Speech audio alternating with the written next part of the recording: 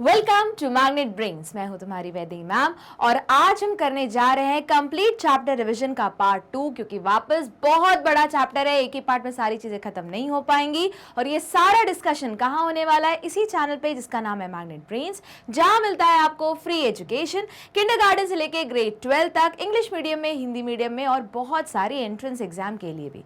Entrance exam से याद आया, बहुत इंपॉर्टेंट चैप्टर है, सबसे फेवरेट टॉपिक है, क्योंकि 12th बोर्ड के लिए तो इंपॉर्टेंट है ही, पर साथ में लॉजिकल एनालिटिकल क्वेश्चंस जो आते हैं, जनरली असर्शन रीजन के जो क्वेश्चंस आते हैं, वो सारे इसी चैप्टर में से फ्रेम आउट होते हैं। तो चलो स्टार्ट करते हैं आज का chapter.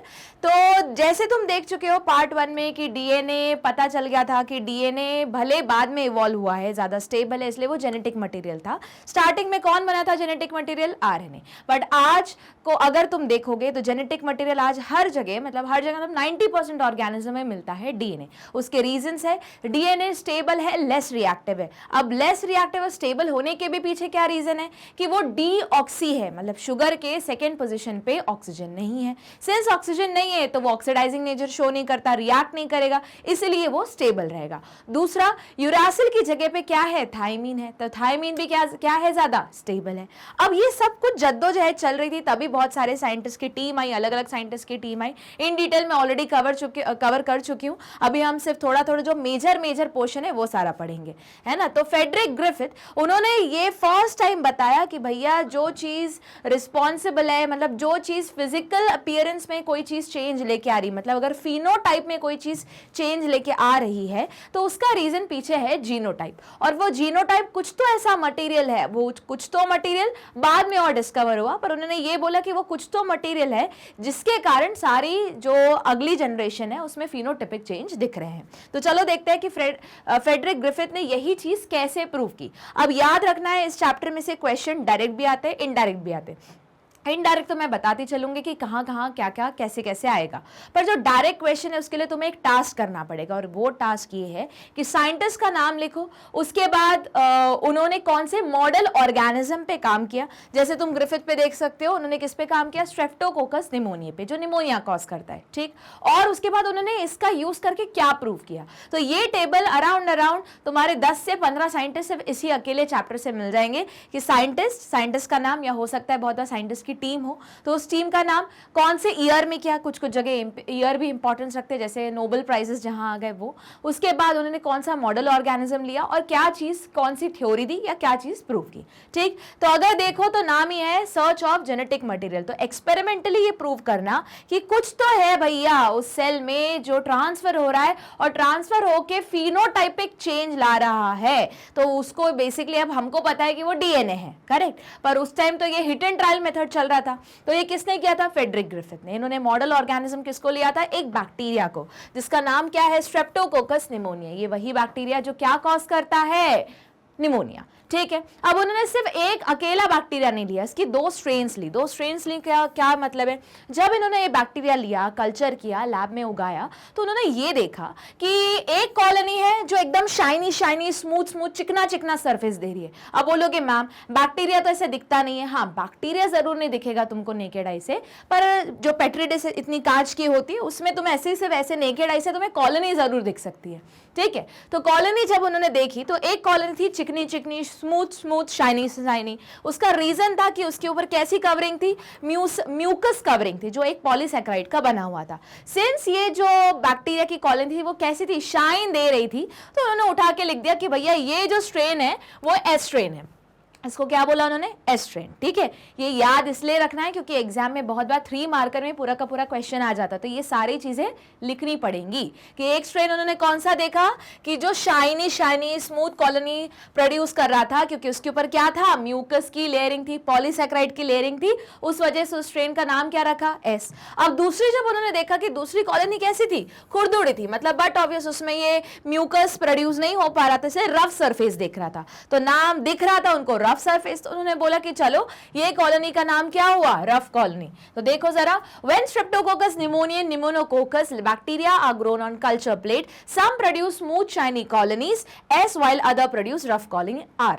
This is because the S strain bacteria have a mucus polysaccharide coat while R strain does not. अब एक और चीज याद रखो, जब भी मैं कुछ चीज पढ़ा रही हूं और ऐसा वर्ड आ रहा है बिकॉज, तो वहां पे अपने स्क्रीनशॉट में या नोट्स में कुछ इस तरीके से ऐड कर लो। ये क्या है, A oblique R. A oblique R मतलब ये स्ट्रेट अवे क्वेश्चन है तुम्हारे असर्शन रीजन का। वो पूछ सकते हैं कि बताओ स्मूथ कॉलोनी के पीछे राज क्या है, ऐसा नहीं पूछेंगे what is the reason behind the smooth colonies produced या observe by Frederick Griffith when he obtain S strain bacteria. तो तुमको उसका रीजन पता होना चाहिए। तो क्या करोगे, जहां भी मैं ऐसे बिकॉज और तुम्हें पढ़ाते समय ए ऑब्लिक आर लिख रही हूं, तो ये हुआ तुम्हारा रीजनिंग का क्वेश्चन। मल्टीपल चॉइस में ये तुमको ए ऑब्लिक आर मतलब असर्शन रीजन के फॉर्म में मिलेगा, और डायरेक्ट पूछना है तो 1 मार्क या 2 मार्क में आएगा, क्योंकि ज्यादा तो एक्सप्लेनेशन है नहीं।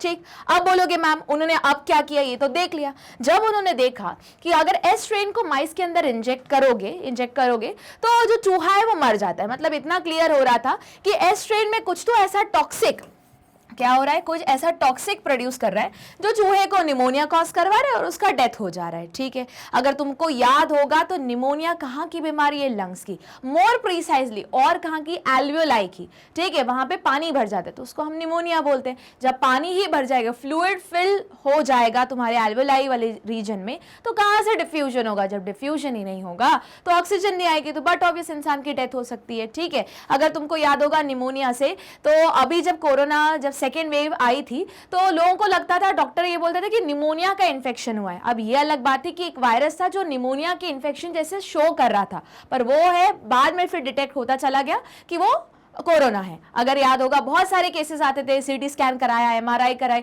उसमें निमोनिया के पैचेस मिल रहे, मतलब डॉक्टर को लगता था कि ये स्ट्रेप्टोकोकस निमोनिया ने इन्फेक्ट किया है, पर बाद में पता चलता था कि कोरोना है। चलो ये तो रही साइड की बात है ना, मतलब बात साइड में करते हैं।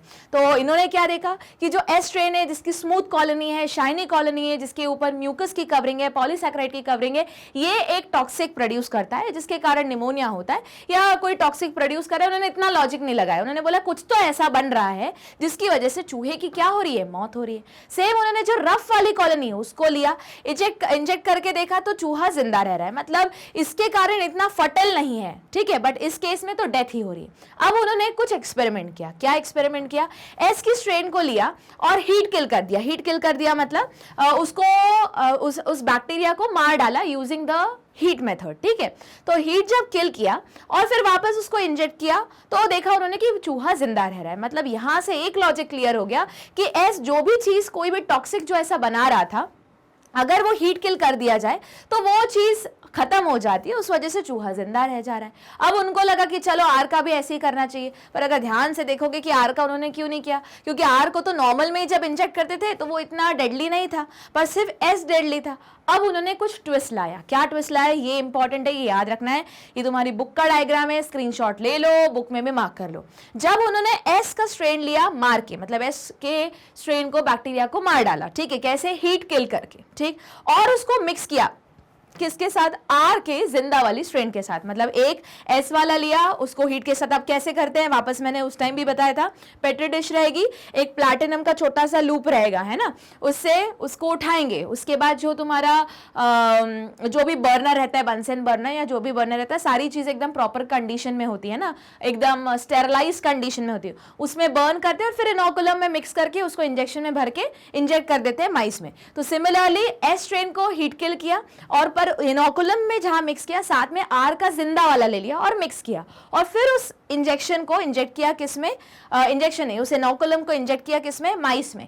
तो उन्होंने देखा कि चूहा अब मर गया। देखो लॉजिकली देखा जाए तो एस के पास वो कोई क्वालिटी थी जिसके कारण चूहा मर सकता था, करेक्ट। आर के पास तो ऐसा कुछ था ही नहीं जिसी की वजह से चूहा इनिशियली जिंदा रह रहा था। फिर जब एस को मार के इंजेक्ट किया तो चूहा जिंदा रह गया, मतलब जो एस के पास वो कुछ तो था वो डिस्ट्रॉय हो गया। अगर मैं ऐसा बोलना चाहूँ बड़े बड़े पिक्चर में तो ऐसा बोल सकती हूँ, पर जब एस को मार दिया और आर को जिंदा रखा, आर के पास खुद का कुछ भी नहीं था जिसकी वजह से चूहा मर सके, पर आर को जिंदा रखा, एस को मार के मिक्स करके दोनों को इंजेक्ट किया तो चूहा मर गया। और इस टाइम पे जब इसको इन्होंने इस वाली चीज को चूहे में भी इंजेक्ट किया और थोड़ा सा वापस कल्चर पे देखा, तो उन्होंने ये देखा कि आर कॉलोनी जो रफ होनी चाहिए अब वो स्मूथ कॉलोनी की तरह तरह बिहेव करने लगी, मतलब वो भी शाइनी शाइनी हो गई, स्मूथ हो गई, म्यूकस प्रोड्यूस करने लगी। मतलब उनको इतना समझ में आ गया कि जो इस चूहे की मौत के लिए रिस्पॉन्सिबल चीज थी वो सिर्फ प्रेजेंट थी एस में, आर में ऐसा ओरिजिनली कुछ भी नहीं था।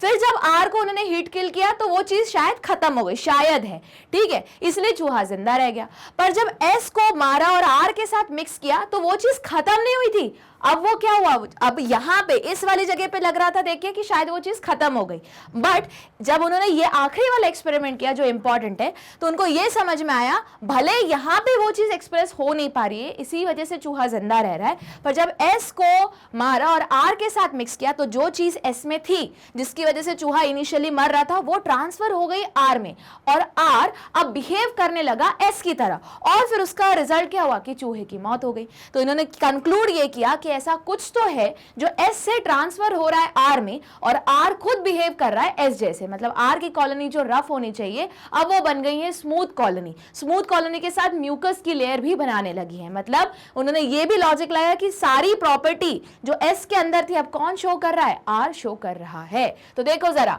माइस infected with the S strain virulent die from pneumonia infection, but mice strain infected with R strain do not develop pneumonia. पर तभी जब एस स्ट्रेन को हीट किल किया mix with R live strain, it become what, it become virulent, मतलब mice की death हो गई। तो उन्होंने क्या प्रूव किया कि ऐसा कुछ तो है, कुछ तो ट्रांसफर हो रहा है एस में से आर में, जिसकी वजह से क्या हो रहा है, आर कन्वर्ट हो जा रहा है पूरे एस की तरह और चूहे की मौत हो गई। हुआ क्लियर? अब देखो अगले साइंटिस्ट का जो सेट है उन्होंने उनका नाम है every Colin McLeod and McCarthy experiment, ठीक है। इन्होंने वो अभी तक इनके जो ग्रिफिथ थे उन्होंने बस बोला कि कुछ तो है जो आर से जो एस से आर में ट्रांसफर हो रहा है। अब यही कुछ तो है एग्जैक्टली क्या है, डीएनए है, आरएनए है, प्रोटीन है, क्या है, लिपिड है, फैट है, इसका पता लगाने के लिए ये अगले 3 साइंटिस्ट आए जिन्होंने भी सेम वही एक्सपेरिमेंट का बेस लेके सेम एक्सपेरिमेंट कंडक्ट किया। तो देखो ये तुम्हारी बुक का डायग्राम नहीं है पर समझने के लिए बहुत अच्छा डायग्राम है, तो स्क्रीनशॉट ले लेना। तो उन्होंने वापस वही हीट किल किया एस को, ठीक है, और प्लस आर वाला जिंदा रखा। अब उन्होंने देखो कुछ चीजें चेंज करते चले गए, ठीक है। उन्होंने क्या किया कि हीट किल करने के बाद ये जो पॉलीसैकेराइड है अब एंजाइम का यूज करके पॉलीसैकेराइड को हटा दिया गया, ठीक है। तो देखा कि चूहा मर गया, मतलब समझो बात को, इन्होंने वापस डिडक्शन मेथड लगाई, क्योंकि एक सेल के अंदर बहुत सारी चीजें होती हैं। क्या क्या होता है, पॉलीसैकेराइड है, प्रोटीन है, लिपिड है, आरएनए, डीएनए। अब इन पांचों में से उनको पता लगाना है कि ऐसी कौन सी चीज है जिसके कारण जो बेसिकली ट्रांसफर हो रही है और उसके कारण चूहे की मौत हो रही है। तो बेस्ट तरीका है कि जिसके कारण मौत हो रही है अगर उसी चीज को हटा दिया जाए और फिर भी अगर चूहा जिंदा रह गया, ऐसे समझ देखो कि अगर पॉलीसैकेराइड है, अगर सपोज करो पॉलीसैकेराइड के कारण चूहे की डेथ हो रही है, ठीक है, तो इसको हटा देने से चूहा जिंदा रहना चाहिए। लॉजिक समझो, इन्होंने उल्टे लॉजिक से पूरा एक्सपेरिमेंट फ्रेम किया। समझो बात को, मैं ये बोल रही हूं कि अगर सपोज करो चूहा मरने के लिए ए और बी चीजें दो अपने पास हैं, एक है, चलो यही एग्जांपल ले लेते हैं, पॉलीसैकेराइड है, ठीक है, और प्रोटीन है। अभी मैं सिर्फ 2 चीजों का एक्सप्लेन कर रही हूं, फिर वही लॉजिक उन्होंने ये लगाया, और एक सपोज करो डीएनए है, ठीक। अब उनका ये लॉजिक था कि टोटल क्या चीज है, उनको ये भी नहीं पता था कि ट्रांसफर क्या हो रहा है, ठीक है, पर उनको ये पता था वो कुछ तो ट्रांसफर हो रहा है ग्रिफिथ के एक्सपेरिमेंट से, जिसकी वजह से, और वो एस से आर में हुआ है, इसलिए उन्होंने एस को अभी भी हीट किल रखा और आर को जिंदा लिया, और वो जो ट्रांसफर, वही जो क्या ट्रांसफर हो रहा है उसका पता लगाना था उनको कि जिसकी वजह से चूहे की मौत हो रही। तो सपोज करो कि वो जो चूहे की मौत इस पॉलीसैकेराइड की वजह से हो रही थी, सपोज कर लो, नहीं हो रही अपन को पता है, पर सपोज करो हो रही थी, ठीक है। तो अगर मैंने पॉलीसैकेराइड को हटा दिया, अगर मैंने उस मिक्सचर में से पॉलीसैकेराइड को हटा दिया तो चूहा मरना नहीं चाहिए, जिंदा रहना चाहिए, करेक्ट। अगर सेम चीज प्रोटीन की वजह से वो चूहे की मौत हो रही थी, तो अगर मैंने प्रोटीन्स को हटा दिया तो चूहा जिंदा रहना चाहिए, मरना नहीं चाहिए। पर फिर भी पॉलीसैकेराइड को हटाने के बाद फिर भी अगर चूहा मर रहा है, मतलब इतना क्लियर हो गया कि भैया जो रीजन है वो पॉलीसैकेराइड तो नहीं है। कुछ आई बात समझ में? तो देखो यहाँ पे उन्होंने यही कंसेप्ट लगाया, अलग अलग 5 टेस्ट ट्यूब या वाइल्स तैयार किए जिसमें हीट किल एस है और आर है, पर अलग अलग एंजाइम यूज किए हर चीज को हटाने के लिए, ठीक है।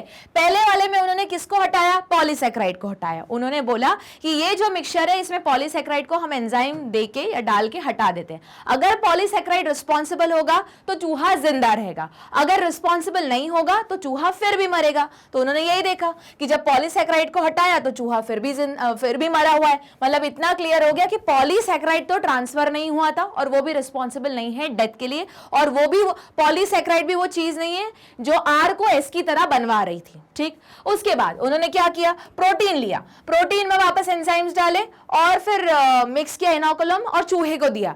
अब अगर लॉजिक लगाया जाए कि अगर प्रोटीन रिस्पॉन्सिबल होता तो प्रोटीन हटने के बाद वो चूहा जिंदा रह जाता, पर प्रोटीन हटने के बाद भी वो चूहा मर रहा है। मतलब इतना क्लियर हो गया कि प्रोटीन भी रिस्पॉन्सिबल नहीं है, ना ही वो ट्रांसफर हो रहा है। सेम चीज उन्होंने लिपिड, आरएनए और डीएनए के साथ की। तो जब आरएनए और डीएनए डाला, उसको मतलब मिक्स किया, एंजाइम्स को हटा दिया, तो चूहा, अगर ये दोनों रिस्पॉन्सिबल होते तो चूहा जिंदा रहता, पर चूहा जिंदा है क्या? नहीं, चूहा मरा हुआ है। मतलब ये दोनों अभी भी उस पॉइजन या वो कैरेक्टरिस्टिक्स, एस वाले कैरेक्टरिस्टिक्स लाने के लिए रिस्पॉन्सिबल नहीं है आर में। अब जब उन्होंने डीएनए को हटाया और फिर सारी चीजें इनोकुलम मिक्स करके चूहे में इंजेक्ट किया, तो देखा उन्होंने कि चूहा जिंदा रह रहा है। तो उससे ये क्लियर हो गया कि जो चीज हटाई थी बेसिकली उस चूहे की मौत उसी चीज के कारण हो रही थी, इसलिए जैसे ही वो चीज हटा ली, चूहा क्या हुआ? जिंदा रह गया।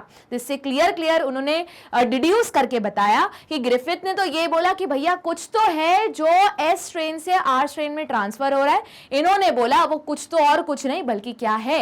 एक डीएनए मॉलिक्यूल है। ठीक, अगले साइंटिस्ट देख लो कौन से है। आखिरी set of scientist in the search of genetic material में हर्शे एंड चेज एक्सपेरिमेंट। इनका एक्सपेरिमेंट इंपॉर्टेंट है क्योंकि पूरा डायग्राम बेस्ड क्वेश्चन आ जाता है। याद रखो फिर से, बायोलॉजी में अगर वो डायग्राम पूछे या ना पूछे, अगर कोई टॉपिक है जो क्वेश्चन पेपर में आया है और उससे रिलेटेड तुम्हारे एनसीईआरटी में डायग्राम बना हुआ है तो बना के आना है। ये मत वेट करो कि इंस्ट्रक्शन में नहीं लिखा था मैम, ऐसे कोई बोलेगा नहीं पर मार्क्स कट हो जाएंगे। तो देखो हर्शे एंड चेज ने क्या एक्सपेरिमेंट किया। The experiment of Alfred Hershey and Martha chase, they work with virus that infect bacteria called bacteriophage. तो याद रखना है वापस, पहले वाले साइंटिस्ट ने क्या लिया? निमोनिया ही लिया। ठीक है, किस पे उगाया? स्ट्रेप्टोकोकस निमोनिया, मतलब निमोनिया नहीं मतलब बैक्टीरिया लिया। और मॉडल ऑर्गेनिज्म क्या लिया? माइस लिया। इन्होंने जो डिजीज को कैरी करने वाला ऑर्गेनिज्म किसको लिया? उन्होंने वायरस का यूज किया, बैक्टीरियोफेज, जो एक बैक्टीरिया को मार दे। और एज अ मॉडल ऑर्गेनिज्म उसको चेक करने के लिए कौन लिया? ई कोलाई लिया। ठीक है, ये अपन को याद करना है। जैसे वहां कौन लिया था? बैक्टीरिया लिया था, स्ट्रेप्टोकोकस निमोनिया, उसको इंजेक्ट करके चेक किस में करते थे? चूहे में। तो इन्होंने ऐसे ही किसको लिया?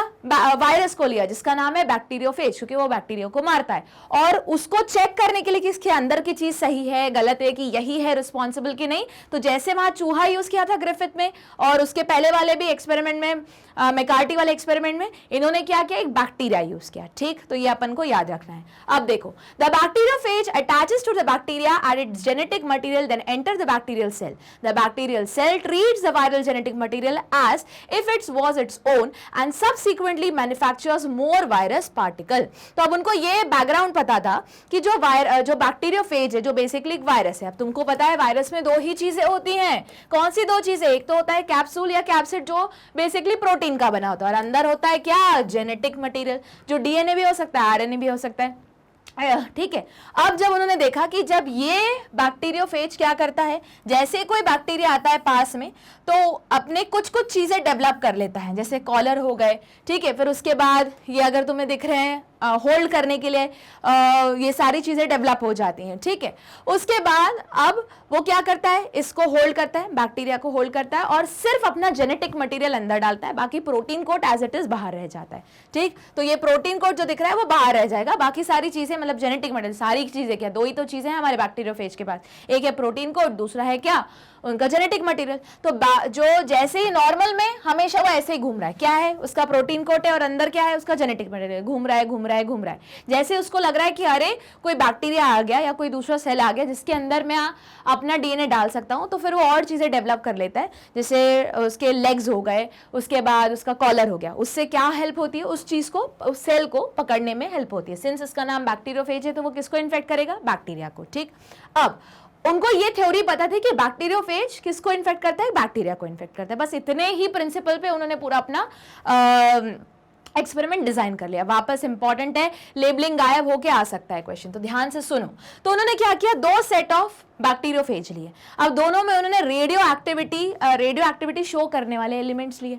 एक लिया उन्होंने सल्फर। अब तुमको पता है कि सल्फर कहाँ यूज होगा, सल्फर बहुत सारे अमाइनो एसिड्स में होता है। अमाइनो एसिड जब फोल्ड होते हैं तो क्या कौन सा पॉलीमर बनाते हैं, प्रोटीन बनाते हैं। और प्रोटीन बैक्टीरियोफेज या वायरस में कहाँ पे, उसके कैप्सिड या कैप्सूल में है। तो इतना समझ में आ गया कि अगर उन्होंने एक बैक्टीरियोफेज को कल्चर कर रहे हैं, उगा रहे हैं बैक्टीरियोफेज को, तो अगर उस मीडियम में उन्होंने रेडियो एक्टिव सल्फर डाल दिया तो वो सल्फर एक अमीनो एसिड का पार्ट बनेगा, इंटीग्रेट होगा, वो अमीनो एसिड प्रोटीन का पार्ट बनेगा, और at the end of the day उस बैक्टीरियोफेज की जो कैप्सूल है या कैप्सिड है वहां पे तुमको चमकता हुआ दिखेगा। करेक्ट। तो देखो यहां ध्यान से, उन्होंने क्या किया, बैक्टीरियोफेज है, एक में क्या लिया, रेडियो एक्टिव सल्फर लिया। कौन सा रेडियो एक्टिव आइसोटोप याद रखना है, 35।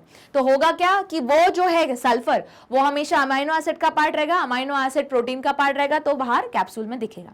दूसरा उन्होंने सेट लिया जहां पे उन्होंने रेडियो एक्टिव फास्फोरस लिया। अब अगर तुमको याद होगा कि फास्फोरस पार्ट होता है फॉस्फेट का, PO4 3-, फॉस्फेट पार्ट होता है न्यूक्लियोटाइड का, और न्यूक्लियोटाइड मोनोमर होता है एक जेनेटिक मटेरियल का, फिर वो भले डीएनए हो या आरएनए हो। अब ये जरूरी नहीं कि डीएनए आरएनए ही होना चाहिए, कुछ भी हो, न्यूक्लिक एसिड जो है उसमें न्यूक्लियोटाइड तो रहेगा, न्यूक्लियोटाइड में फॉस्फेट तो रहेगा। ठीक, तो देखो उन्होंने ये उनको समझ में आ गया कि इस बैक्टीरियोफेज के अंदर जो चीज रहेगी वो क्या है, वो एक डीएनए लेबल कर दिया। अब उनको ये समझ में आ गया कि ये फास्फोरस 32 वाला कहाँ एंटर कर जाएगा, वापस फॉस्फेट ग्रुप में, और फॉस्फेट एंटर करेगा न्यूक्लियोटाइड में, न्यूक्लियोटाइड एंटर करेगा कहाँ पे, न्यूक्लिक एसिड की चेन रहेगी जो बेसिकली एक पॉलीमर है, तो डीएनए के अंदर। तो उनको इतना क्लियर हो गया। फिर उन्होंने उसको कल्चर किया। ठीक है, अब उन्होंने इस बैक्टीरियोफेज के सामने क्या रख दिया, इकोलाई रख दिया इन्फेक्शन के लिए, जैसे वहां पे माइस रखा था, चेक करना है ना अपन को सारी चीजें, यहां पे क्या यूज किया, इकोलाई किया। अब उनको पता है, इसलिए फर्स्ट स्टेप क्या थी, इन्फेक्शन। जैसे इन्फेक्शन करेगा तो प्रोटीन कोड तो वो बाहर ही छोड़ता है, ठीक है, अंदर क्या जाएगा, सिर्फ जेनेटिक मटेरियल। तो इस केस में देखो यहां पे ये रेडियो एक्टिव प्रोटीन कोड बाहर रह जाएगा, इसके अंदर का non radio active genetic material अंदर आ जाएगा। सिमिलरली यहां पे non radio active protein code बाहर रह जाएगा, पर रेडियो एक्टिव फास्फोरस से लेबल जो डीएनए है वो अंदर आ जाएगा। क्या करने दिया उन्होंने, ब्लेंडिंग करने दी, मतलब कि हाँ पूरा मिक्स हो जाए अच्छे से। और उसके बाद उन्होंने क्या किया, सेंट्रीफ्यूज किया। सेंट्रीफ्यूज किया तो हर चीज वेट के अकॉर्डिंग क्या होती है, अरेंज होती है। तो जो बाहर जो अंदर का डीएनए होता है वो हैवी होता है, और अगर तुम प्रोटीन्स के बारे में बात करो तो वो क्या बनेगा, वो तुम्हारा सुपरनेटेंट बनेगा। ठीक है, अब उन्होंने यहाँ का भी सेंट्रिफिकेशन किया, यहाँ का भी सेंट्रिफिकेशन किया। तो जब उन्होंने यहाँ पे सेंट्रिफिकेशन किया तो उनको डीएनए के जो सैंपल है सेंट्रीफ्यूज करने के बाद जो बैंड्स मिलते हैं, तो डीएनए के सेंट्रीफ्यूज में कोई रेडियो एक्टिविटी मिली नहीं। मतलब इतना क्लियर हो गया कि सल्फर है वो बाहर ही रह गया, अंदर गया नहीं, डीएनए वाले जोन में नहीं एंटर हुआ। वहीं उनको सुपरनेटेंट में क्या मिला, रेडियो एक्टिविटी हुई किसकी, सल्फर की। सेम उन्होंने प्रोसीजर कहाँ लगाए, इस जगह लगाई। तो उनको जो डीएनए वाले स्ट्रैंड में रेडियो एक्टिविटी शो हुई फास्फोरस की, और सुपरनेटेड में कोई रेडियो एक्टिविटी शो नहीं हुई। तो उससे उन्होंने ये कंक्लूजन निकाला कि भैया जो सेल के अंदर जो चीज जा रही है वो प्रोटीन और डीएनए में से सिर्फ डीएनए है, प्रोटीन नहीं है। आई क्या कहानी समझ में। देखो इनके पहले वाले साइंटिस्ट ने क्या किया था कि उन्होंने 4-5 चीजें ली, उनमें से कंक्लूजन करके बताया कि डीएनए ही है जो जेनेटिक मटेरियल है। ठीक है, उसके पहले ग्रिफिथ ने बोला था कुछ तो है, वो कुछ तो है, वो खुद भी कंफ्यूज थे कि क्या कुछ तो है। अगले वाले जो मैकलॉड वाले जो सेट थे साइंटिस्ट ने, उन्होंने बोला था कि डीएनए हो सकता है, क्वेश्चन मार्क था, अभी भी इतना स्ट्रॉन्ग एक्सपेरिमेंटल प्रूफ नहीं था, क्योंकि उनकी थ्योरी एकदम स्ट्रॉन्ग नहीं थी वही चीज प्रूव करने के लिए। पर हर्शी एंड चेज ने ये चीज बता दी कि प्रोटीन और डीएनए में से एग्जैक्टली कौन है, डीएनए है। कैसे पता चला कि जो चीज उन्होंने दोनों रेडियो एक्टिविटी लेबल करके उसको कल्चर में दिया, पर जब उन्होंने radio activity at the end of the day कौन सी जगह शो हुई, जहां पे डीएनए बैंड मिलते हैं वहां रेडियो एक्टिविटी शो हुई, और वही सुपरनेटेड में जहां पे प्रोटीन घूम रहा था वहां पे सल्फर की रेडियो एक्टिविटी शो हुई। तो उन्होंने ये बता दिया कि सेल के अंदर कोई भी चेंजेस मॉडिफिकेशन लाने के लिए रिस्पॉन्सिबल होता है उसका जीनोटाइप, और जीनोटाइप मतलब हाँ जीनोटाइप, या फिर कोई फिजिकल चेंज हो रहा है, फिनोटाइपिक चेंज हो रहा है, तो उसका भी रिस्पॉन्सिबल कौन रहता है, जीनोटाइप ही रहता है। तो जीनोटाइप जो रिस्पॉन्सिबल है चेंज लाने के लिए, प्रोटीन और डीएनए में से कौन रिस्पॉन्सिबल है, डीएनए, प्रोटीन नहीं है। हुआ क्या क्लियर। तो ये सब क्या था, सर्च ऑफ जेनेटिक मटेरियल के तीसरा एक्सपेरिमेंट जो बहुत इंपॉर्टेंट है, स्टार मार्क कर लो, जिसका नाम है हर्शी एंड चेज एक्सपेरिमेंट। चलो आगे बढ़ते हैं। अब देखो, अब आते हैं हम अपने नेक्स्ट टॉपिक पे, जिसका नाम है रेप्लिकेशन। तो रेप्लिकेशन अब हमको पता है कैसा है, सेमी कंजर्वेटिव तरीके से होता है, पर पहले किसी ना किसी ने तो प्रूफ किया होगा। तो सोचो, इस चैप्टर में सबसे पहले हमको ये पढ़ना है कि किसने किस तरीके का यूज करके वो एक्सपेरिमेंट बताया कि ये ऐसा रेप्लिकेट होता है, और फिर बाद में हम ये पढ़ेंगे कि एक्चुअल की मैकेनिज्म या मशीनरी क्या है। तो जैसे तुम लोग पढ़ चुके हो, 3 सेट ऑफ एक्सपेरिमेंट सिर्फ ये प्रूफ करने में लग गए कि डीएनए ही जेनेटिक मटेरियल है। सिमिलरली रेप्लिकेशन का भी एक पूरा का पूरा एक्सपेरिमेंट है जो तुमको पढ़ना है। तो चलो स्टार्ट करते हैं कि वो एक्सपेरिमेंट क्या बोलता है। पहला point, they grew E coli in medium containing ammonium chloride. अब बोलोगे मैम दे कौन है, तो ये देख लो, तुम्हारे बुक का डायग्राम है, कुछ इस तरीके का डायग्राम दिख रहा होगा, अगर मिल गया तो यही क्वेश्चन है। ठीक है, तो चलो स्टार्ट करते हैं एक एक करके। अब अभी तक उन्होंने, अब अच्छा ये भी चीज याद रखना, इस वाले में जिसमें ये प्रूफ किया जा रहा है कि रेप्लिकेशन क्या है, एक सेमी कंजर्वेटिव तरीके से डिवाइड होता है।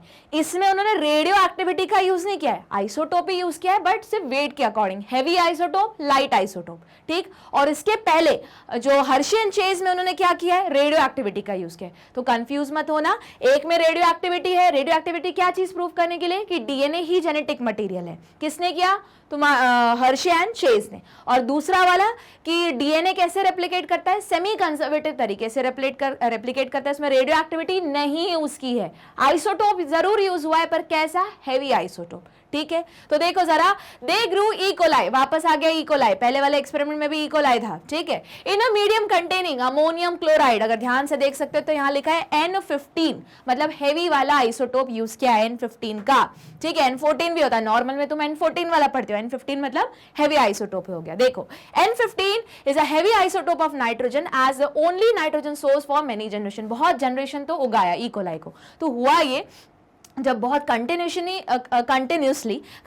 एक ही मीडियम में, जिसमें अमोनियम क्लोराइड में जो नाइट्रोजन है वो हैवी आइसोटोप वाला है, उसी में उगाते रहे, तो धीरे धीरे जो नाइट्रोजन है वो कहाँ इनकॉर्पोरेट हो गया, इस ई कोलाई के डीएनए के अंदर। अब बोलोगे मैम कैसे, अरे याद कर लो, नाइट्रोजन सबसे क्रूशियली किसका पार्ट होता है, तुम्हारे नाइट्रोजनस बेस का। तो वहां पे जो नाइट्रोजनस बेस है, जो प्यूरिन और पायरिमिडिन है, उसके नाइट्रोजनस बेस में जो N है, ये N15 वाला ही इनकॉर्पोरेट हो गया। हुआ क्लियर इतना? अब देखो क्या हुआ, as the only nitrogen source for many generation, the result was that N15 was incorporated into newly synthesized DNA. But obvious, अब जितने वो ई कोलाई जितना भी डिवाइड करते जा रहा, सारे जनरेशन में कौन सा नाइट्रोजन आते चल रहा था, N15 वाला ही, हैवी हैवी हैवी। अब बोलोगे मैम ये कैसे पता कि हैवी किया, मतलब हैवी ही नाइट्रोजन इनकॉर्पोरेट हो गया, उन्होंने सेंट्रीफ्यूजन किया था। कौन सा सेंट्रीफिकेशन किया था, caesium chloride centrifugation, density based centrifugation. इस पे भी क्वेश्चन आता है, तो देखो जरा, as well as the other nitrogen containing compound. अब नाइट्रोजन तो हर जगह होता है ना, प्रोटीन में भी। अब बोलोगे मैम प्रोटीन में,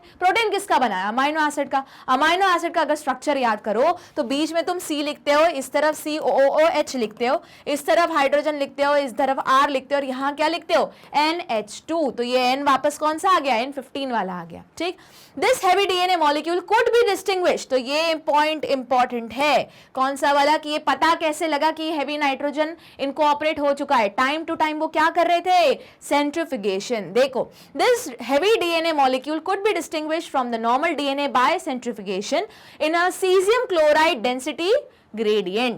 तो please note that N15 is not a radioactive. ये वापस देखो, बुक में भी लिखा है, बार बार मैं बता रही हूँ, कंफ्यूज मत होना, उल्टा पुल्टा लिख के आ जाओगे, मार्क्स कट जाएंगे। तो N15 रेडियोएक्टिव नहीं है, सिर्फ हैवी आइसोटोप है। ठीक है, किसके बेस पे अलग हो सकता है, डेंसिटी के बेस पे। तो यहाँ पे देखो, जब उन्होंने क्या किया, ग्रेविटेशनल फोर्स लगाया, ठीक है, ग्रेविटेशनल फोर्स लगा के सेंट्रीफिकेशन किया, कौन सा, सीजियम क्लोराइड सेंट्रीफिकेशन। तो उनको जो N15 है वो क्या मिला, एकदम हैवी बैंड सबसे नीचे मिला। अब याद रखना, जो चीज सबसे हैवी रहेगी, बट ऑब्वियस लॉजिक है, वो सबसे नीचे रहेगी, जो चीज लाइट रहेगी वो उसके ऊपर मिलेगी, जो एकदम लाइटेस्ट रहेगी वो सबसे ऊपर मिलेगी। तो यहाँ पे अगर अब ये बोलोगे ये क्या है, ये टेस्ट ट्यूब्स है, छोटे छोटे जो क्यूवेट्स रहते हैं ना, वो है। ठीक है, टेस्ट ट्यूब्स नहीं, क्यूवेट्स है। अब ये बेसिकली ऐसा दिखाया उन्होंने, होती ऐसी वर्टिकली इंसर्ट की जाती है, जो हमारा सेंट्रीफिकेशन रहता है उसमें। ठीक है, तो सबसे नीचे, मतलब ये समझो ये टॉप वाला पोर्शन है, नीचे वाला पोर्शन है। ठीक है, तो ये सबसे नीचे मिला क्योंकि ये कैसा था, सबसे हैवी आइसोटोप था। अब हम अगले दो इसमें भी देखते हैं कि अब आगे क्या हुआ। अच्छा, अगर तुम बोलोगे, तुम्हारा एक जेन्युइन डाउट आ जाएगा, मैम यहाँ पे N15 दो बार क्यों लिखा है, एक बार तो लिख सकते थे। अच्छा ये बताओ, डीएनए कैसा है, डबल स्ट्रैंडेड, तो एक स्ट्रैंड में जो नाइट्रोजन है वो सारे कौन से है, N15 वाले, दूसरे स्ट्रैंड में भी सारे नाइट्रोजन कौन से, N15 वाले। इसलिए यहाँ पे दो बार N15 इसलिए लिखा है क्योंकि दो स्ट्रैंड है डीएनए की। हुआ क्लियर? अब उन्होंने क्या किया, तो चलो देखते हैं। अच्छा, एक और चीज, ये एक्सपेरिमेंट किया किसने था, मेल्सन एंड स्टाहल ने। तो इसके ऊपर भी क्वेश्चन आ जाता है, बहुत बार ऑब्जेक्टिव में वो पूछ लेते हैं। अब देखो, इसलिए मैं बोल रही थी कि क्या करना है तुमको, ये लेक्चर सुनने के बाद साइंटिस्ट का नाम लिखो, ऑर्गेनिज्म का नाम लिखो, किस पे एक्सपेरिमेंट किया और क्या किया, क्योंकि ये क्या करते हैं, ऑड इवन आउट में वो क्वेश्चन पूछ लेते हैं। जनरली 3 साइंटिस्ट ने काम किया होगा डीएनए पे, एक साइंटिस्ट ने काम किया होगा ट्रांसक्रिप्शन पे या डीएनए के स्ट्रक्चर पे। अब इसमें तुमको पूछ लेंगे, वो सिर्फ साइंटिस्ट के नाम देंगे और पूछेंगे बताओ इसमें से ऑड इवन आउट क्या है। तो तुमको पता होना चाहिए कि कौन से 3 सेट ऑफ साइंटिस्ट ने डीएनए पे काम किया या सर्च ऑफ डीएनए पे काम किया और कौन से एक साइंटिस्ट ने स्ट्रक्चर पे काम किया। ठीक, तो चलो देखते हैं मेल्सन एंड स्टाहल ने किया क्या। तो पहले तो उन्होंने भैया जो इकोलाई है उसको किस में उगा दिया, N15 वाले आइसोटोप वाले मीडियम में उगा दिया। उसको चेक करते रहे वो बार बार, टाइम टू टाइम, कितने में, डेंसिटी बेस्ड सेंट्रिफिकेशन में, वो भी सीजियम क्लोराइड में। तो उनको नीचे हैवी बैंड मिल गया।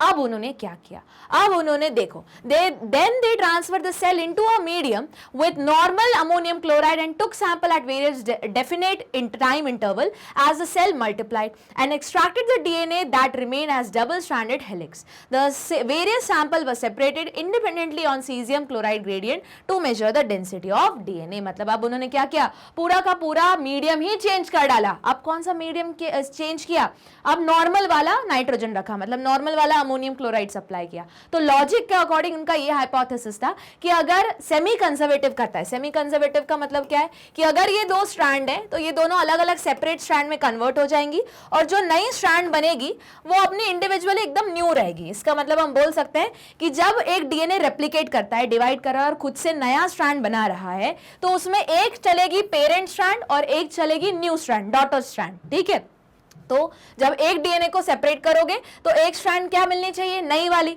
और एक पुरानी वाली ही आना चाहिए। तो अगर लॉजिकली देखा जाए तो अगर इसमें सारा का सारा क्या था, N15 था, मतलब दोनों स्ट्रैंड में जो पूरे न्यूक्लियोटाइड बोलो उसमें जो नाइट्रोजनस बेस है तो वो सारे कौन से थे, N15 वाले थे दोनों स्ट्रैंड में। अब वो दोनों अलग अलग हो गए, तो इसमें तो एक तो N15 है, इसमें भी एक N15 है जो है पेरेंट स्ट्रैंड।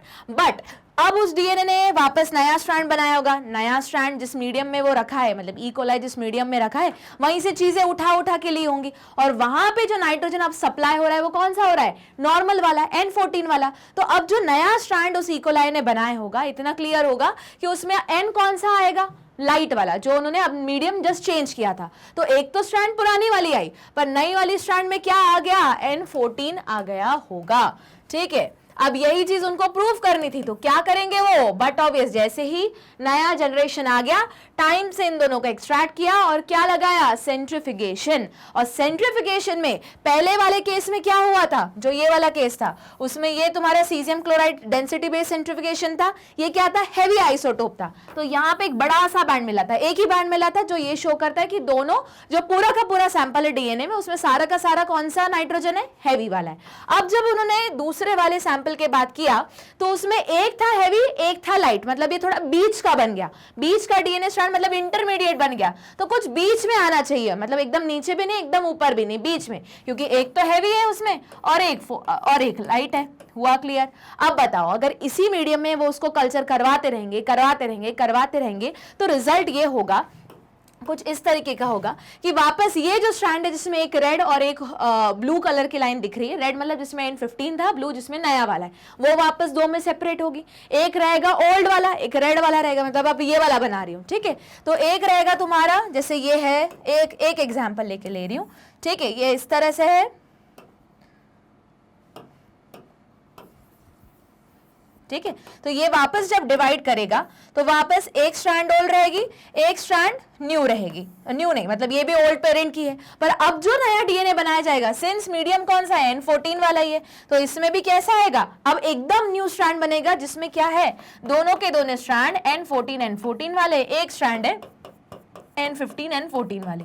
मतलब अगर इसका सेंट्रिफिकेशन करके उन्होंने डेंसिटी बेस ग्रेडियंट देखा, बैंड देखा, तो पहले वाले का कहाँ आया था, एकदम नीचे आया था, ठीक है। दूसरे वाले का कहाँ आया, थोड़ा बीच में आया, ठीक है। और तीसरे वाले का एकदम ऊपर आएगा, क्योंकि आप ध्यान से देखोगे तो ओरिजिनल पेरेंट डीएनए तो सिर्फ एक स्ट्रैंड ही है, नया कोई स्ट्रैंड बन नहीं रहा है, क्योंकि मीडियम में कौन सा नाइट्रोजन चल रहा है, N14 वाला, ठीक है। अब इसलिए जो भी नया स्ट्रैंड बनेगा उस सब में N14 की ही बैंड्स बनती चलेंगी। ये इसलिए इंपॉर्टेंट है। इसके ऊपर आ जाते हैं बहुत सारे क्वेश्चंस ऑब्जेक्टिव में कि बताओ चौथी जनरेशन के बाद, पांचवी जनरेशन के बाद तुम्हारा पुराना वाला डीएनए कितने परसेंटेज रह गया।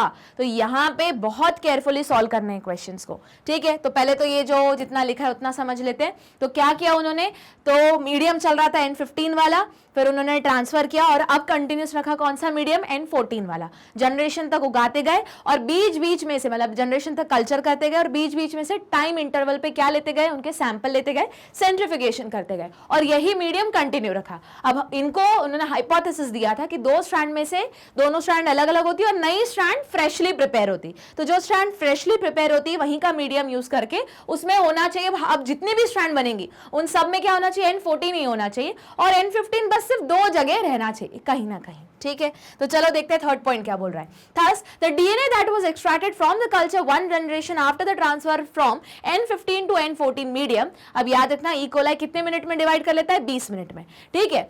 As has a hybrid और intermediate density, जो मैंने बोला ना N15 N15 एकदम नीचे मिला, फिर एक में एक पुराना स्ट्रैंड, एक नया स्ट्रैंड, एक पेरेंट स्ट्रैंड, एक डॉटर स्ट्रैंड, तो वो इंटरमीडिएट बन गया, क्योंकि डबल स्ट्रैंडेड डीएनए में एक पुराना है और एक नया है, तो उसी को बोला उन्होंने intermediate density. DNA extracted from the culture after another generation, तो ये पॉइंट याद रखना है क्योंकि ये जनरेशंस पूछते हैं कि बताओ इतने जनरेशन के बाद कितना परसेंटेज क्या मिलेगा।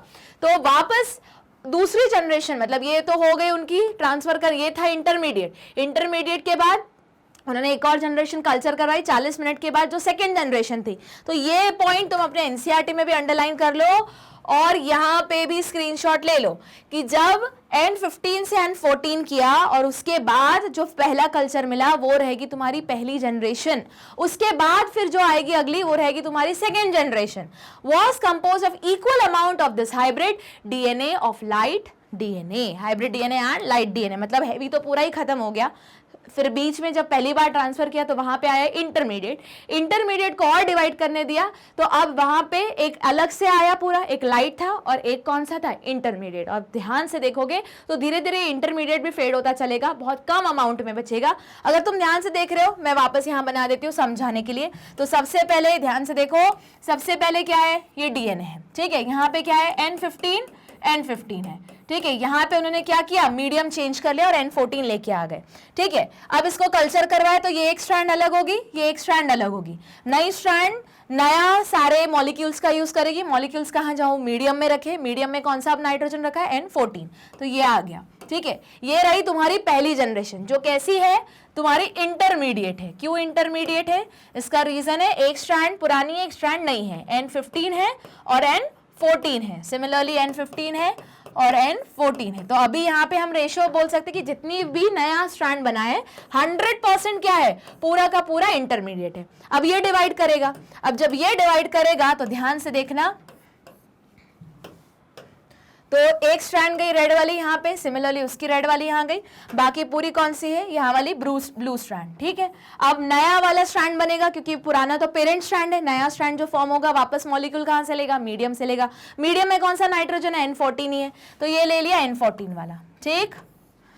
अब देखो, अब इसका रेशियो देखते चलो तो क्या दिखेगा, पहले 100% था, अब टोटल 4 ऑफस्प्रिंग हुए, इसमें से 2 कैसे हैं, इंटरमीडिएट, और 2 कैसे हैं, पूरे, जिसमें पूरा का पूरा क्या है, N14 ही है, और इसमें एक है N15 और एक है N14। तो हम बोल सकते हैं 4 में से 2 इंटरमीडिएट है और 2 न्यू जिसमें N14, मतलब यहाँ पे रिजल्ट कैसा हो गया, 50%। ये क्या है, तुम्हारी सेकेंड जनरेशन, ठीक है। अब मैं थर्ड जनरेशन बोल रही हूँ, तो देखो जरा, अब ये भी डिवाइड करेगी, करेक्ट, यहाँ गया एक सिंगल स्ट्रैंड, ये भी डिवाइड करेगा, ये भी डिवाइड करेगा, ये भी डिवाइड करेगा, और यहाँ पे आएगा वापस सिंगल स्ट्रैंड, नया स्ट्रैंड वापस मीडियम को यूज करके बनाया जाएगा। तो ये रहा पुराना वाला, ये नया वाला, ये पुराना नया, पुराना नया, नया पुराना नया, पुराना नया, पुराना नया। तो आप ध्यान से देखोगे तो कितने ऑफस्प्रिंग है? 8 ऑफस्प्रिंग है। उसमें से 1 2 3 4 5 6, 6 के 6 सब क्या हैं? 6 के 6 में N14, मतलब 6 में पूरा N14 N14 है, और सिर्फ 2 में, वो देखो 2 में क्या है तुम्हारा?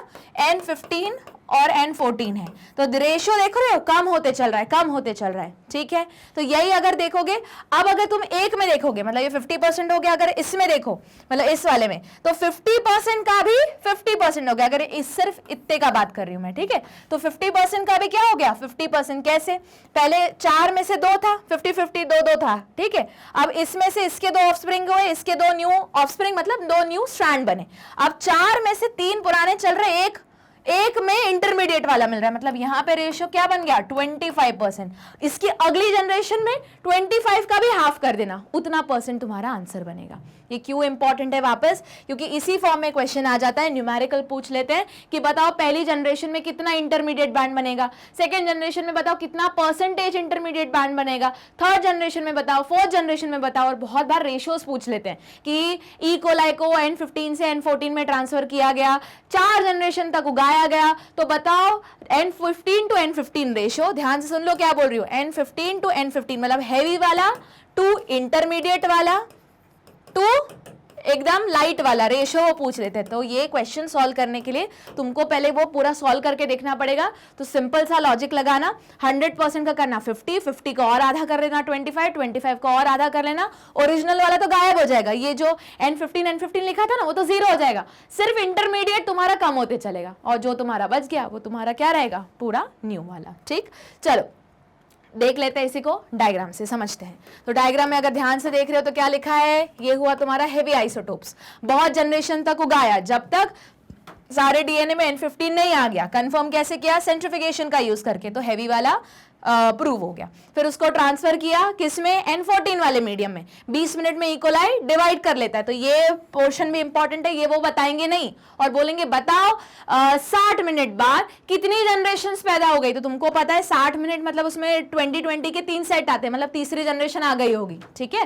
तो ये भी तुम याद करके जाओगे कि इकोलाई का डबलिंग टाइम या रिप्रोडक्शन टाइम क्या है? 20 मिनट्स। 20 मिनट्स में वो अगली जनरेशन टाइम, रिप्रोडक्शन टाइम नहीं, जनरेशन टाइम क्या है? 20 मिनट्स। अब ध्यान से देखोगे तो इसमें क्या है? देखो ग्रीन वाला जो है तुम्हारा वो N14 बैंड है, रेड वाला हैवी वाला है, तो इसमें इंटरमीडिएट बन गया पूरा 100% तुम्हारा क्या है? इंटरमीडिएट। तो अब यहाँ पे ना कोई डार्क बैंड बना ना लाइट बना, एकदम बीच का बैंड बना।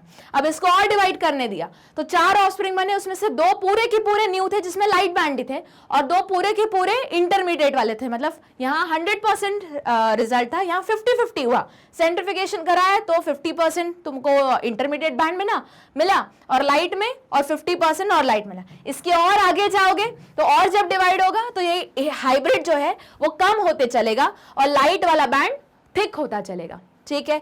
कभी कभी डायग्राम बेस्ड क्वेश्चन में वो डायग्राम अगली वाली जनरेशन प्रिडिक्ट करके फिर कुछ उल्टा, मतलब उल्टे लॉजिक से तुम्हें कुछ पूछेंगे, ठीक है। इंपॉर्टेंट है, याद रखना है। तो ये सब किसके बारे में था कि रेप्लिकेशन कैसे होता है सेमी कंजर्वेटिव तरीके से। चलो अब पढ़ते हैं मशीनरी की। रेप्लिकेशन हमने पढ़ लिया कि बहुत सारे वापस साइंटिस्ट पहले प्रूव करने में लग गए कि भैया डीएनए ही जेनेटिक मटेरियल है। 3 सेट ऑफ साइंटिस्ट आए, फिर आए तुम्हारे मार्शल एंड चेस, ठीक है। उसके बाद मार्शल एंड स्टाल एक्सपेरिमेंट, जिसमें उन्होंने बताया कि जो जितना भी डीएनए कैसे डिवाइड करता है सेमी कंजर्वेटिव तरीके से डिवाइड करता है। और अब हम पढ़ेंगे कि रेप्लिकेशन अगर हो रहा है सेमी कंजर्वेटिव से तो सेमी कंजर्वेटिव कैसे हो रहा है। तो उसके लिए कुछ कुछ मशीनरी एंड एंजाइम्स की जरूरत होती है। तो चलो स्टार्ट करते हैं पढ़ना। It use a DNA template to catalyse the polymerisation of deoxynucleotide. अब इतना तुमको क्लियर है कि ये जो डबल स्ट्रैंड है, सबसे पहले तो भैया इसको किस में कन्वर्ट करना है? सिंगल में, और उसी का कॉम्प्लीमेंट्री नया स्ट्रैंड भी बनेगी, करेक्ट।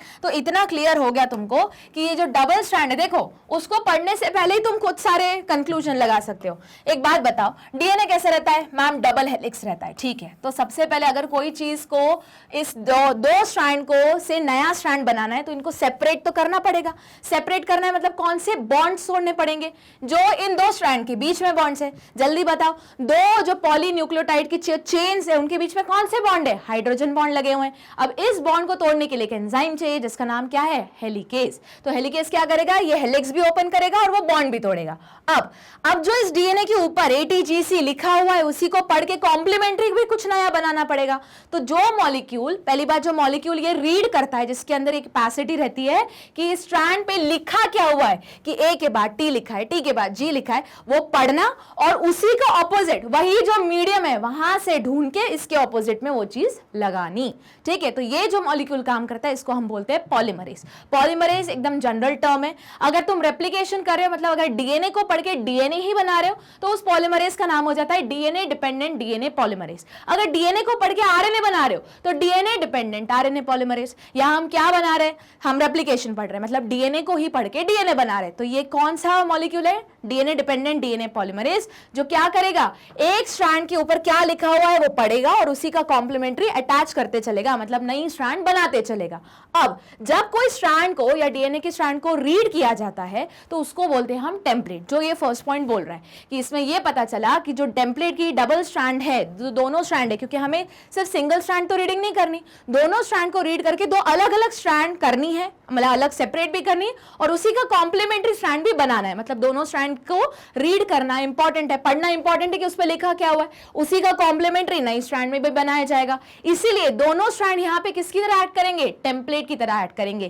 किसके लिए, मतलब कौन से मॉलिक्यूल के लिए, डीएनए डिपेंडेंट डीएनए पॉलीमरेज। ठीक, वापस एक और चीज, ये पढ़ने के लिए इसको खोलना इंपॉर्टेंट है, तो इसके खोलने के लिए कौन सा एंजाइम चाहिए, हेलिकेज, जो हेलिक्स को ओपन करेगा, हाइड्रोजन बॉन्ड्स को तोड़ेगा। फिर जब ये तोड़ेगा तभी जाके थोड़ा स्पेस बनेगा तो हमारा पॉलीमरेज जो मॉलिक्यूल है वो आके अटैच होगा। आगे देखो, enzymes are highly efficient enzyme as they have to catalyse polymerisation of a large number of nucleotide. बहुत बड़ा नंबर, पूरा का पूरा डीएनए का डबलिंग करना है, कॉपी बनाना है उसकी, तो एकदम प्रीसाइज भी चाहिए, एक्यूरेट भी चाहिए।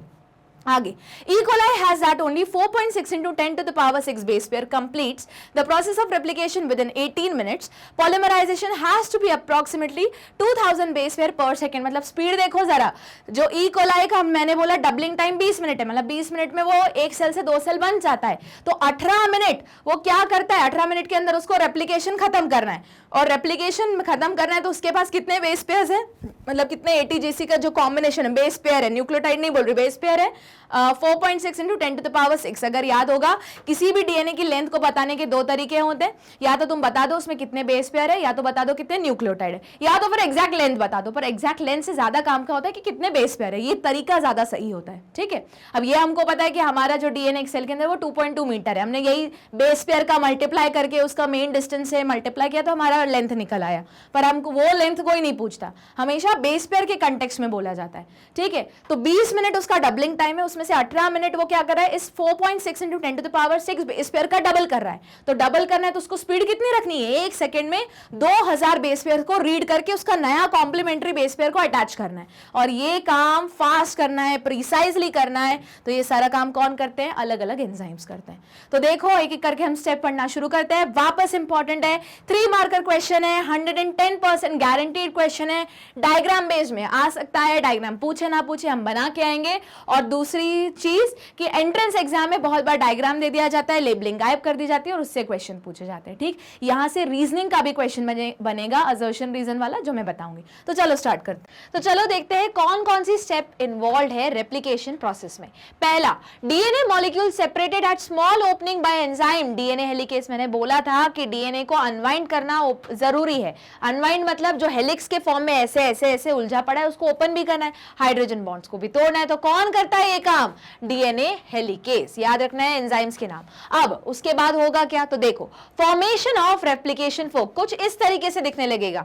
मतलब अब बोलोगे मैम ये तो स्ट्रेट है, एक्चुअली ऐसे टेक्निकली देखा जाए तो ऐसे स्ट्रेट नहीं होता, कि यहाँ पे ऐसे ऐसे अभी भी अनवाइंड ही रहता है। ठीक है, जैसे जैसे हेलिकेज आगे बढ़ेगा वो अनवाइंड होता चलेगा, मतलब सॉरी यहाँ वो ऐसे वाइंड ही होता है, ऐसे हेलिक्स के फॉर्म में होता है। हेलिकेज यहाँ आएगा, इसको थोड़ा ओपन करेगा, ओपन करेगा, फिर उसका नया स्ट्रैंड कॉम्प्लीमेंट्री बनना शुरू होगा, फिर आगे बढ़ेगा, थोड़ा ओपन होगा, बनना शुरू होगा। एक साथ पूरा डीएनए ओपन नहीं हो जाता, ये अपन को याद रखना है। तो ये जो पर्टिकुलर स्टेज है जिसमें इस टाइप का स्ट्रक्चर बनता है, इन्वर्टेड वाई स्ट्रक्चर बनता है, इसको हम क्या बोलते हैं? रेप्लिकेशन फोर्क बोलते हैं। आगे देखो, डीएनए डिपेंडेंट डीएनए पॉलीमरेज। अब तुमको पता है कौन सा मॉलिक्यूल? पॉलीमरेज मॉलिक्यूल, वही रिस्पॉन्सिबल है। इसके अंदर क्या लिखा है उसको पढ़ के उसी का कॉम्प्लीमेंट्री न्यूक्लियोटाइड्स को क्या करना? जोड़ते चलना, ठीक है। तो यही जो मॉलिक्यूल, इसका नाम क्या है? किसको पढ़ रहा है वो? डीएनए को पढ़ रहा है। बना क्या रहा है वो? डीएनए बना रहा है, इसलिए उसका नाम क्या हो गया? DNA dependent DNA polymerase.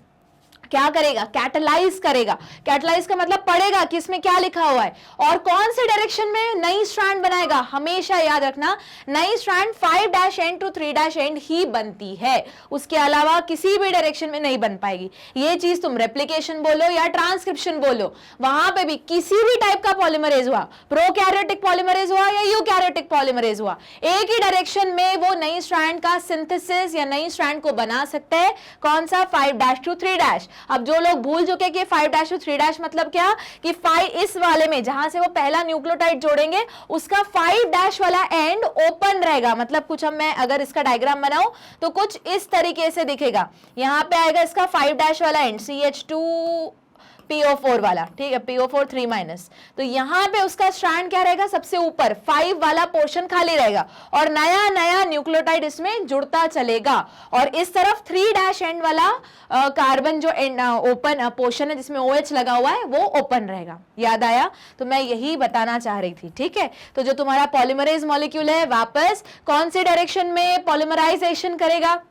देखो, पॉलीमराइजेशन मतलब क्या? मोनोमर का पॉलीमर बनाना, सीधे सीधे। अब जल्दी बताओ, डीएनए का मोनोमर कौन है? न्यूक्लियोटाइड। तो बेसिकली पॉलीमरेज यहाँ अटैच होगा इस जगह पे, वो पढ़ेगा कि यहाँ क्या लिखा है, उसी के ऑपोजिट अगर यहाँ के न्यूक्लियोटाइड में ए लिखा हुआ है सपोज करो, तो वो कौन सा पॉलीमर उस पूरे मतलब जहां पे ये सारी प्रोसेस हो रही है, न्यूक्लियोप्लाज्म में ये प्रोसेस हो रही है, तो वहां से कौन सा न्यूक्लियोटाइड उठाएगा? जिसमें क्या लिखा हो? टी लिखा हो, वो टी को जोड़ेगा। फिर वो आगे मूव करेगा पॉलीमर, यहाँ लिखा है जैसे जी लिखा हुआ है, तो वो अब उसके ऑपोजिट कौन सा कॉम्प्लीमेंट्री बनता है? सी बनता है। तो वो सी वाले न्यूक्लियोटाइड मतलब जिसमें नाइट्रोजनस बेस सी लगा हो उसको उठाएगा और इन दोनों को पास में लाएगा और क्या करेगा? पेप्टाइड बॉन्ड का फॉर्मेशन करेगा। और ऐसे धीरे धीरे ये पॉलीमर स्टार्ट यहां से होगा, खत्म यहां आगे बढ़ेगा, ये भी फिर अनवाइंड हो जाएगा, एंड तक यहां पे जाएगा, ठीक है।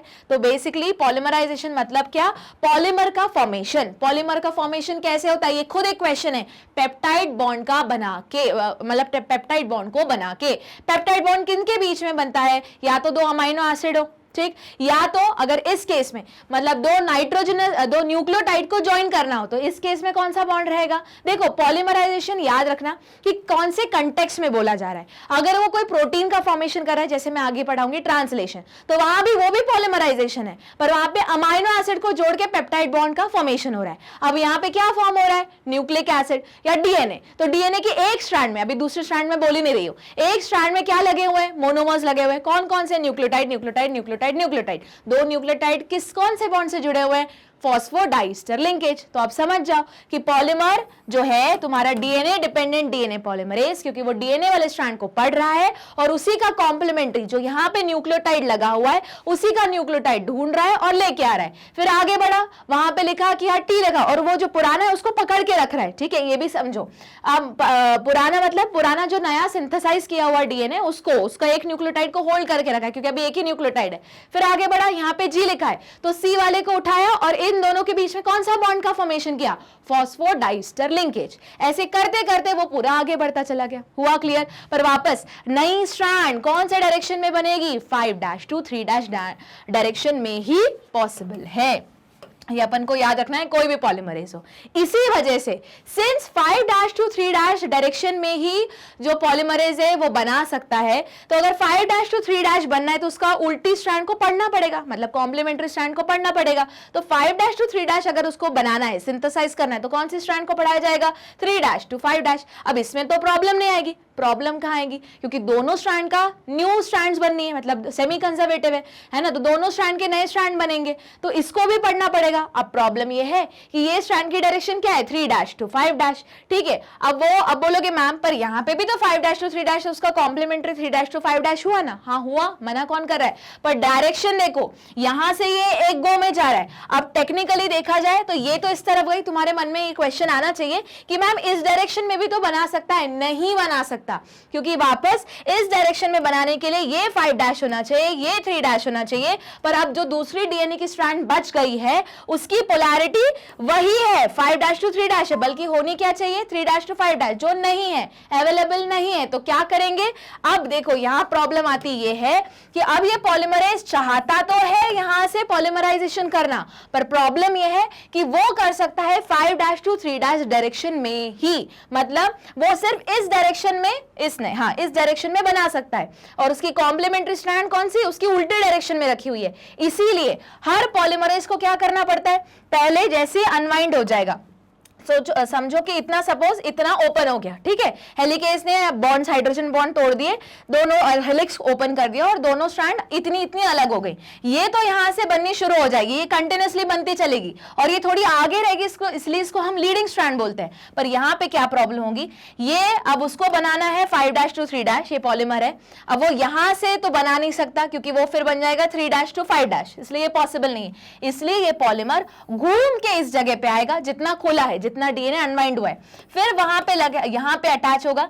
यहां पे रीड स्टार्ट करेगा, क्योंकि ये कौन सा है 3' to 5', देखो इस डायरेक्शन में जा रहा है ना 3' to 5', तो अब कौन सा स्ट्रैंड बनेगा, 5' to 3' बनेगा, उतना पड़ेगा, फिर यहां आ गया, तब तक यहां से यहां तक हेलिकेज ओपन कर देगा, फिर वापस वो पॉलीमरेज यहां घूम के जाएगा, यहां जैसे घूम के जाएगा तो वापस यहां से यहां तक पड़ेगा, उसका पॉलीमराइजेशन करेगा, तब तक ये यहां तक ओपन हो गया, अब फिर वो यहां से यहां जाएगा, फिर पड़ेगा क्या लिखा है, फिर वापस तब तक सपोज करो यहां तक ओपन हो गया, अब वो पॉलीमरेज जो यहां आ चुका है अब यहां नहीं कर सकता, पूरा घूम के जाएगा, यहां आएगा, यहां अटैच होगा, फिर उसमें क्या लिखा है वो अनवाइंड, वो रीड करेगा या पॉलीमराइजेशन करेगा।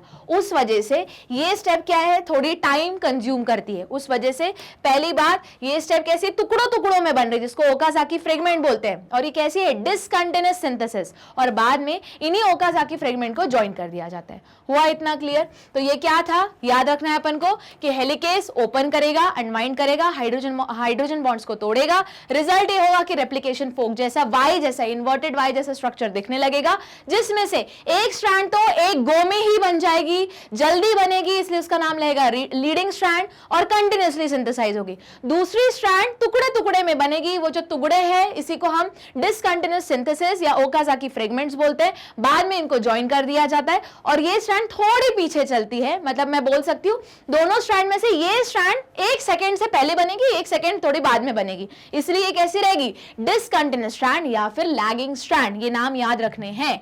अब ये स्ट्रैंड बनाने के लिए कौन सा मॉलिक्यूल रिस्पॉन्सिबल है, डीएनए डिपेंडेंट डीएनए पॉलीमरेज, जो एक ही डायरेक्शन में कैटालाइज करता है, जो डायरेक्शन है 5' to 3', ठीक, इसीलिए लिखा है creation of continuous polarity template, और बाद में यही स्ट्रैंड को किससे जोड़ दिया जाएगा, डीएनए लाइगेज से। तो देखो कितने एंजाइम्स हुए, ये हुआ एंजाइम नंबर 1, ये हुआ एंजाइम नंबर 2, और ये हुआ एंजाइम नंबर 3। इसके अलावा भी बहुत सारे एंजाइम्स होते हैं जो तुम ग्रेजुएशन लेवल में पढ़ोगे, अभी 12th के लिए या नीट के लिए पढ़ने की जरूरत नहीं है। हुआ इतना क्लियर? तो ये था सिर्फ इन जनरल रेप्लिकेशन के बारे में। अब प्रोकैरियोटिक रेप्लिकेशन सुनो, देखो, the DNA polymerase on their own cannot initiate the process of replication. Also, the replication does not initiate randomly at any place in DNA. There is a definite region in E. coli DNA where the replication originate. Such region are termed as origin of replication. मतलब पूरा DNA का इतना बड़ा strand है, कहीं से भी कभी भी शुरू नहीं होगा, सिर्फ एक पर्टिकुलर जगह है, उस जगह को क्या बोलते हैं, ओरिजिन ऑफ रेप्लिकेशन, वहीं से रेप्लिकेशन स्टार्ट हो सकता है।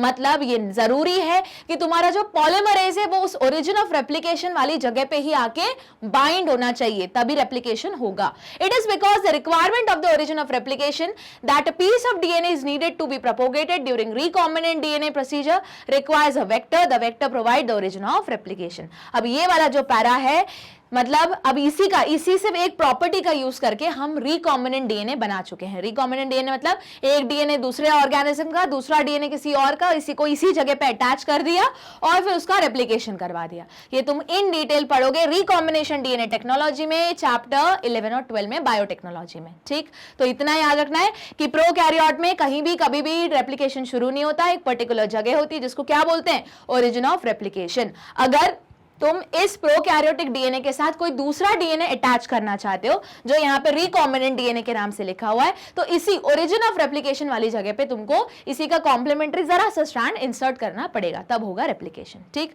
अब देखो eukaryotic replication, the replication of DNA takes place at S phase of the cell cycle. ये तो मैंने बताया था कि रेप्लिकेशन होता कहां पे है, एस फेज में। याद रखना ट्रांसक्रिप्शन ट्रांसलेशन पूरे टाइम होते रहेगा, जब से इंसान पैदा हुआ है तब से मरने तक। मतलब हर सेल में कभी भी जैसे भी सेल की जो भी प्रोटीन की रिक्वायरमेंट हो गई उस पर्टिकुलर चीज का ट्रांसक्रिप्शन ट्रांसलेशन हो गया। पर जो जब भी सेल डिवाइड करेगा तभी होगा रेप्लिकेशन, ऐसे कभी भी रेप्लिकेशन नहीं होगा। जैसे अब तुमको पता है कंटिन्यूस हेयर की ग्रोथ हो रही है, कंटिन्यूस नाखून बढ़ रहे हैं, हर तीसरे दिन तुम्हारी ऊपर की एपिडर्मिस लेयर चेंज हो रही है, अंदर की लाइनिंग एलिमेंट्री कैनाल की चेंज हो रही है, तो वहां तो सेल डिविजन हो रहा है ना। तो उसमें भी रेप्लिकेशन कब होता है, जब सेल साइकिल का, जो सेल साइकिल दो में डिवाइडेड है, आई फेज और एम फेज, तो आई फेज का जो एस फेज है, S phase stand for synthesis phase, तो एस फेज में क्या होगा, रेप्लिकेशन होगा। किसमें, यूकैरियोटिक सेल्स में। The replication of DNA and cell division cycle should be highly coordinated. A failure in cell division after DNA replication result in polyploidy. मतलब S phase complete हो गया पर सेल डिवाइड ही नहीं हुआ, तो मतलब देखा जाए तो डीएनए कंटेंट डबल हो गया। अब डबल हुआ, सेल डिवाइड ही नहीं हो पाया, ढंग से डिवाइड नहीं हो पाया, तो हर सेल में जितना अमाउंट ऑफ क्रोमोसोम आना चाहिए उससे डबल आ गया, तो उसी को क्या बोलते हैं, पॉलीप्लॉइडी। हुआ इतना क्लियर। और यहां पे तुम्हारा पार्ट 2 जो कंप्लीट चैप्टर रिवीजन है उसका खत्म होता है। क्या करोगे, वेबसाइट पे जाओगे, पार्ट 1 अगर नहीं देखा है तो देखना शुरू करो, पार्ट 3 भी वहीं अपलोड होगा, ठीक है, और यूट्यूब पे तो होता ही है। तो टाइप करो www.magnetbrains.com, जैसे एंटर करोगे होम पेज आएगा, चैप्टर 12 पे जाओ, यहाँ पे बायोलॉजी, केमिस्ट्री, फिजिक्स जो भी पढ़ना है सारे ऑप्शंस अवेलेबल है, उन पे क्लिक करो, चैप्टर सिलेक्ट करो, वीडियो देखना शुरू करो, पढ़ना शुरू करो और लाइक शेयर सब्सक्राइब करना नहीं भूलना है। मिलते हैं हम अगली क्लास में पार्ट 3 के साथ, तब तक बने रहो मैग्नेट ब्रेन्स पे।